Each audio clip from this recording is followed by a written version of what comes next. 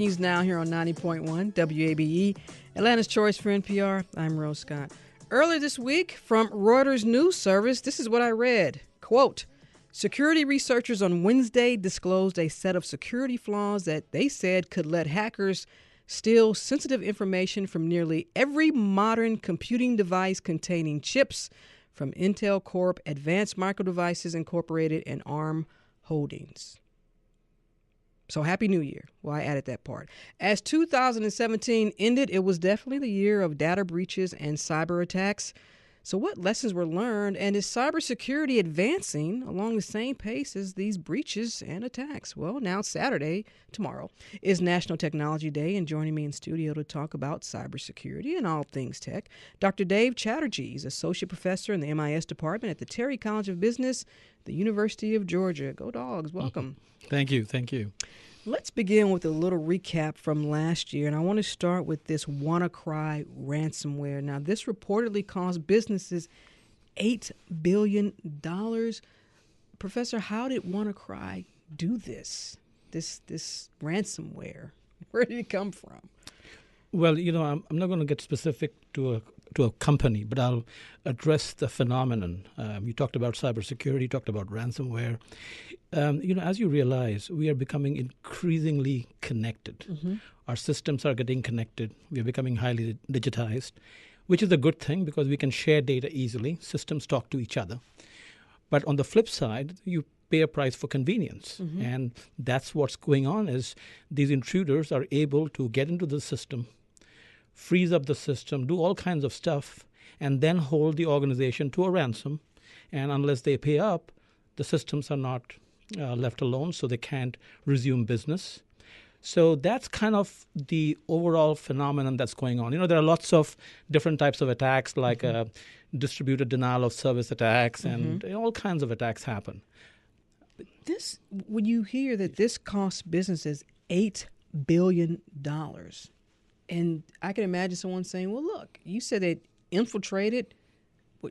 So they send an email to someone in the company, they click on it. How does this happen? It's more complicated than that. You basically these are codes. Mm-hmm. Codes are being planted into systems, and then the codes manifest, and then they go and attack other systems. And as I said earlier, because the systems are also connected, they're able to go ahead and compromise different parts of the system and access sensitive data. And I want to add something. You mentioned those big dollar amounts. Mm-hmm. Something that I have been emphasizing with companies for a long time now, and that is you must consider investing in cybersecurity as a strategic investment. It's not about growing market share. It's not about growing just sales. Unless you take care of the infrastructure which supports your business, you're going to be gone. Mm-hmm. So the question of growing market share doesn't arise. And I think that sense is sinking in. I have been doing work in this area for the last several years now, and I find that more and more top management is getting proactive about cybersecurity, which wasn't the case even a few years back. And so you're saying, look, as big companies, especially as they start looking at their budget for the next fiscal year, you've got marketing, you've got, what else? You've got to have a line item for strategic investment as it relates to cybersecurity. Absolutely. Not only a line item, there has to be accountability. There has to be recognition. Let's say a company goes the whole year without any breaches. Mm-hmm. Let's recognize some people. Why is it that we start pulling up folks when there is a breach? Do recognize that large companies, well-known companies, are getting attacked every day. They're actually thwarting attacks, so give them some credit. So if you have thwarted thousands of attacks, and in the process, your system got compromised once or twice. Now, once or twice can be too many, don't get me wrong, but some people are doing some good work, and you have to recognize, you have to help them, you have to beef them up, you have to empower them. It has to be an organization-wide initiative. You cannot just rely on a small team. Professor, how challenging is it to find the origin of these type of malwares when you talk about WannaCry? the origin can be found. They have been found. It probably have to trace it back to networks which are outside the country. Mm-hmm. That's the unfortunate part of the systems we are in. We are so connected now. People can launch these attacks from anywhere in the world. And the attacks can be so distributed. So, they are being launched from machines that are near the victim machines, but actually the originator could be in some other part of the world. And we've read, I think, Netflix and HBO, and then we've also read about some companies that said, look, let's just pay this. I mean, do you recommend that? It's a and never... paying the ransom, I mean. Yeah, I mean, unfortunately, I don't recommend it, but what's the option? This is not an area that I specialize in, whether you should pay or not, but what I constantly emphasize with companies is you have to be proactive about it. You have to plan about these eventualities. And like we were discussing a little while ago, unfortunately, it's not going to go away. The hackers are always ahead of us. And companies have to run a business also. They can't just be watching over who's going to attack them next. But they have to have a system in place which is doing it for them. Well, you mentioned a system. Are we talking, often we hear about these security patches. Is that the system you're talking about, or is something a bit more advanced and complex? Yes, it's way more, actually. You need to have a whole infrastructure. We are talking about people. We're talking about processes. We're talking about tools. So you actually need people, process, and technology, all three, to deal with cyber attacks. You have to have the right people doing different things associated with security. You have to have good controls in place. And of course, you have to use the latest tools that's available to companies. Well, from people, the process, to technology, but every expert, and we've had a lot of them here on this program, and now including you, I've asked this question. So then will you all guarantee that you can 100% prevent something like a WannaCry or a data breach? You can never guarantee that. But I tell you what, the approach should be for companies. They have to be prepared for these kinds of attacks, and they have to have backup plans. It's like when you are traveling, and you're traveling with your computer, you got sensitive data, you have to assume that something's going to happen, you're going to lose your machine, you're going to lose your data. The question you ask yourself, am I okay? And that's the question companies have to ask themselves every day. What happens if we are a victim of a ransomware attack? Will we be okay? Because there are lots of great disaster recovery backup plans that can be done. Companies do it. It's just a matter of being conscientious. So it's not like you wait for the attack and then recover from it. You are proactive about it. So you're saying have a plan, like a disaster recovery plan? Absolutely. The news this week, of course, is about Intel. And when I read that, and that's exactly from a news outlet. I mean, so you're saying and Intel, and I'm not picking on them, but they make a lot of computer chips. So from whether it's somebody, Jimmy in Brookhaven, or someone at a Fortune 500, we now have to worry about the defect or the malware before we take it out of the box, whether it's our laptop or our desktop, or that's even a little bit more scarier, as opposed to each day worrying about infiltration. Now I got to worry about, I've just bought this gadget and it's already has some type of malicious software on it. So let me explain to you what goes on here. So there is the development team which develops software, which develops devices, and they are incentivized to bring these products to market as quickly as possible. But then there is a security team which are also incentivized. They're accountable to ensure that these devices are as foolproof as they get. My research finds that often the security team and the development team don't work in tandem. They are in conflict, yes. And I say that with a lot of confidence. I've been doing a lot of research in this area for several years now. And you think it is a no-brainer that the security team and the development team should work together in tandem to produce the right product, but it doesn't work that way because the market doesn't incentivize the process that way. There isn't a rush to get to market. At the same time, security is an issue, but security can slow things down. And in the process, the products that we are getting, again, I'm not talking about utopia, but they could be less than optimal products from a security standpoint. So this, and again, not picking on Intel, and this Intel chip security flaw. Are you saying there's no way they could determine that before these items, products go into the box because they're not communicating from internally? It's not that you cannot determine it. It's the probability decreases as you are trying to get it out, right? That's why companies have these systems where they remotely connect with the users, and through patches they fix problems, right? That's why the company wants to still maintain contact with the consumers. Yes, you have bought my product, but if we find some problems, some glitches, we will try to fix it. And that's why, we are expected to, whenever we get the notification to update, we update. But that's the way they try to resolve the issues, because it's not 100% sure that when the product gets out of the door, it's foolproof. And again, recognize hackers are always one step ahead. That was my next question, because as we look at technology and cybersecurity is part of that, you look at Technology Day, which will be recognized tomorrow. Where are we in terms of being able to keep in step with the cyber thieves, the hackers, and where's technology leading us in that direction? Well, let's put it this way. It's a tough problem. In one of my recent papers, I mentioned that data suggests, and there is reports to back it up, we are really behind. And if the United States is behind, you can imagine what's happening globally. I get to travel around the world to talk about these problems. I see this even taking on a bigger dimension in Europe as well as in Asia.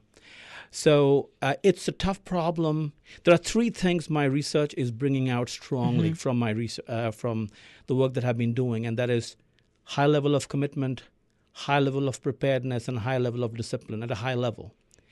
And to incorporate that into a robust security plan is easier said than done. So there's a lot of good advice out there. There's a lot of good planning out there. But, it boils down to execution. And you just talked about having a disaster recovery plan. There are lots of disaster recovery plans. How often do you see companies practicing those plans? Like we have fire drills. Do we have information security drills? No. We don't have them here. I mean, I'm not sure how many companies do that. I strongly encourage it. So that's the thing is, are we really practicing out, checking it out that, we have this plan? Will it work when things really happen? And companies are often found flat-footed. How much does region play into this? And where I'm going with that is we hear about smart cities all the time. First of all, if you will, I want you to define smart city for our listening audience. Then I'm going to ask you, is Atlanta a smart city? Okay, so when we use the word smart, what we're talking about, again, I'm going to go back to connectivity. How well we are connecting all our systems so that, let's say, something as simple as parking. Traffic. Or traffic, or for that matter, you are going over a certain speed. There should be sensors that picks up on it, and then you are ticketed. You don't have to be pulled over, let's say. Or you're at a certain parking stop and you exceed the time. There are sensors that picks up on it, and then a ticket is mailed to you. So you're making the whole process as seamless as possible, less intervention of people, and it's more rapid, quick time. Data is traveling a lot faster. Like from here, I should be able to know if there is a problem with my thermostat, and if there is, can I reset it from here? Or if I want to make adjustments to the temperature levels or anything else. That's the level of connectivity that we are trying to accomplish through smart cities, smart homes, smart cars. You want the experience to be seamless, as if you haven't left home. You get in the car, you were listening to a certain song at home, the song comes on in the car. You love being connected, don't you? Well, I don't have a choice. It's funny you say that because we love the convenience. I have to tell you a little story, if I may. Sure, go ahead, real quickly. So, really quick. So, when I was doing my dissertation on the internet in the mid-90s, I was about to present for my proposal. Somebody left a Wall Street Journal article in there saying the internet is a fad, it's going to go away. People will never spend money on the internet. It is so not secure. Amazon model doesn't work. Guess what? Yeah. We love convenience. Okay. So is Atlanta a smart city, on its way to being a smart city? Atlanta is on its way to be a smart city, but let's not consider that to be a huge compliment. Smart city does not mean everything is great. Smart city is a process. It has to be managed, and we have to be very deliberate. We have to be very vigilant. We have to be very responsible. It's the onus lies on each and every citizen to do our part so we can become truly smart and not suffer the consequences of attacks. We've got about 30 seconds left. What are you going to be paying attention to in 2018 in terms of technology? Well, I just want to see more accountability. I want to see more action in terms of, like I've been emphasizing about security drills. Yeah. Do it. You have a plan. Does the plan work? Are you being proactive? If you're going to get hit by an attack, what's your backup plan? Are you keeping people informed, posted? Are you generating awareness? So those are the things that I'm going to be closely monitoring. Wow. Dr. Dave Chatterjee is Associate Professor in the MIS Department, Terry College of Business for the University of Georgia. And full disclosure, they are underwriters here at WABE. Dr. Chatterjee, we're going to have you come back. Thank you for coming in and scaring us a little bit, but also keeping us informed. I enjoyed it. Thanks for inviting me. Thank you.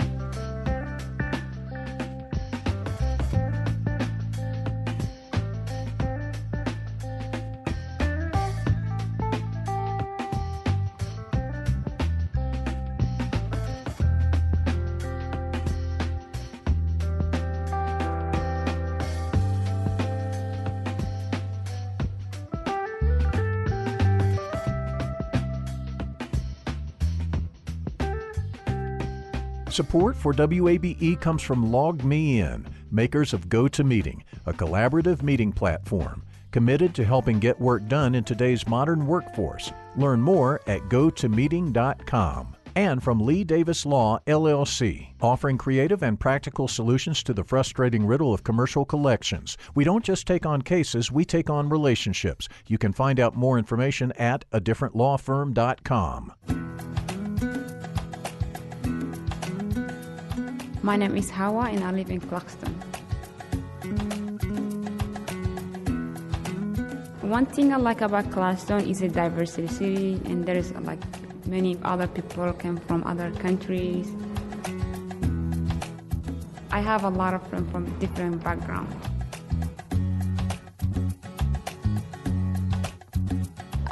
Clarkson feel to me is like an immigration center, where some people from other country, and you get to meet the friends and get to know other people from other nations.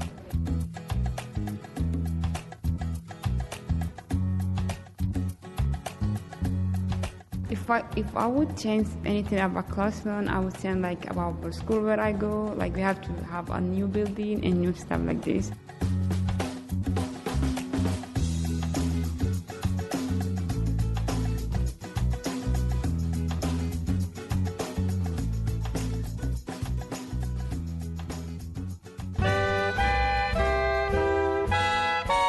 It's easy to look at the headlines to get a sense of the news. 9 senators rejected that Senate version of the bill. Venezuela was paralyzed by strikes and protests. This missile can actually travel much farther than... All Things Considered digs into the center of the story to help you really understand not just what's happening, but why. Stand with the facts. Listen every day. From 4 to 6:30, it's All Things Considered here on 90.1 WABE.